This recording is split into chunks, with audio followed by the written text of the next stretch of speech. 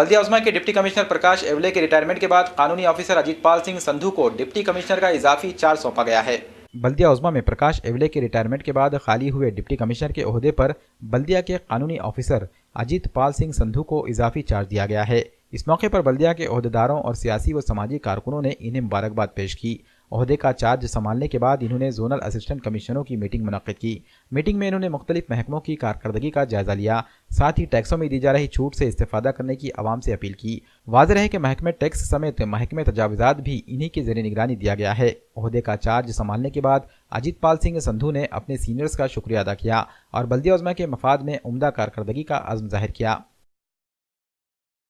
पहले तो मैं माननीय आयुक्त माड़ी सर का शुक्रगुजार हूँ कि उन्होंने मुझे उपायुक्त ये पद पे टैक्स डिपार्टमेंट दिया है और यकीनन मैं नांदेड़ वागड़ा शहर महानगर पालिका का इनकम बढ़ाने की पूरी कोशिश करूँगा और नांदेड़ वागड़ा शहर महानगर पालिका के इनकम का बहुत बड़ा स्रोत जो है वो टैक्स विभाग से आता है, जो कि जनता हमें टैक्स भरती है। तो जनता से ये अपील है कि वो जल्द से जल्द महानगर पालिका का टैक्स भरे और महानगर पालिका को कॉपरेशन करे।